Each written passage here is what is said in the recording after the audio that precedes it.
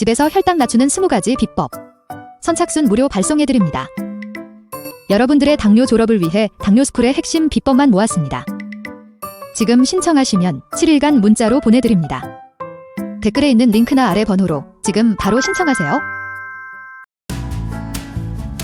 안녕하세요, 한의사 이혜민입니다. 대부분의 당뇨는 인슐린 분비는 정상인데 몸에서 인슐린을 잘 사용하지 못하는 인슐린 저항성에 문제가 생긴 경우인데요. 놀랍게도 전체 당뇨인 중 15%는 인슐린 저항성이 문제가 아니라 인슐린 자체 분비가 부족한 경우에 해당합니다. 오늘 내용은 당뇨를 극복하고 관리하는 데 너무나 중요하니 끝까지 시청하시길 바랍니다.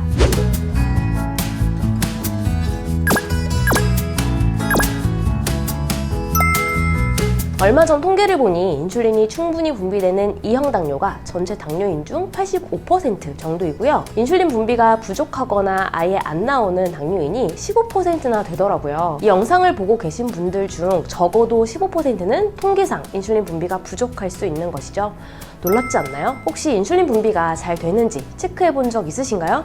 아마도 거의 없으실 텐데요. 사실 우리는 인슐린 분비가 되지 않는 당뇨를 1형 당뇨로 알고 있습니다. 하지만 인슐린 분비가 아예 되지 않는 1형 당뇨인이 전체 당뇨인 중 2.3% 정도밖에 안 되고요. 인슐린 분비가 되긴 하는데 정상 범위에는 못 미치는 1.5형 당뇨인이 12.8%나 됩니다. 즉 많은 분들이 1.5형 당뇨에 해당할 수 있습니다. 그런데 본인이 1.5형 당뇨인 줄 모르고 2형 당뇨라 생각하고 관리한다면 치료가 잘 될 수 없습니다. 인슐린이 아예 나오지 않는 1형 당뇨의 경우 당뇨 진단을 보통 아주 어린 나이에 받는다고 해서 소아당뇨라고도 부릅니다. 그렇다면 1.5형 당뇨는 무엇일까요? 인슐린 분비가 되기는 하는데 정상 범위에는 못 미치는 당뇨를 2형 당뇨와는 구별하기 위해 1.5형이라고 하는 거죠. 안타깝게도 해마다 1.5형 당뇨가 증가하고 있습니다. 1.5형 당뇨가 전체 당뇨인 중 12.8%나 되는 점을 생각한다면 성인이 된 후에 당뇨를 진단받고 1.5형 당뇨로 진행되는 분들이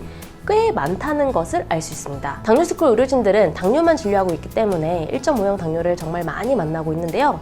정말 해마다 1.5형 당뇨로 오시는 분들이 조금씩 늘어간다는 것을 실감하고 있습니다. 정말 안타까울 때는 당뇨를 졸업하겠다는 마음을 먹고 내원했는데 막상 한의원에 와서 인슐린 분비량을 측정하는 C펩타이드 검사를 하니 1.5형에 해당하는 경우입니다. 보통 혈당만 재고 당활세수만 측정하기 때문에 인슐린 분비량을 측정해보는 C펩타이드 검사가 처음인 분들이 많습니다. 이 영상을 보는 당뇨인이라면 평소 다니는 병원에 말해서 반드시 C펩타이드 검사를 하시고요. 인슐린이 정상 범위만큼 분비되는지 꼭 체크해 보시길 바랍니다. 그렇다면 1.5형 당뇨의 경우 왜 어떠한 이유로 인슐린 분비가 부족해진 걸까요? 물론 처음부터 그렇지는 않았을 겁니다. 크게 두 가지 이유로 생각하는데요. 하나는 당뇨를 진단받은 지 오래되었고 특히 인슐린 분비를 촉진하는 설포닐 유레아 계열의 약물을 오랫동안 복용한 경우입니다. 실제 1.5형 당뇨로 오시는 분들을 보면 당뇨가 10년 이상이 되었거나 혹은 방금 이야기한 설포닐 유레아 계열을 오래 드셨던 분들이 많습니다. 당뇨가 오래됐으니 그만큼 인슐린을 최대한 많이 만들어 혈당을 조절해온 기간이 길었던 것이고 특히 혈당 조절을 위해 인슐린을 더 많이 분비하게 하는 설포닐 유레아 계열의 약을 먹다 보니 췌장이 무리해서 일하게 되고 결국 췌장 기능이 떨어지면서 인슐린 분비가 줄어들어 버리는 거죠. 따라서 C펩타이드 검사를 통해 1.5형 당뇨가 확인된다면 현재 드시는 당뇨약을 꼭 점검해 봐야 합니다. 두 번째로 최근 많이 증가하는 경우인데요.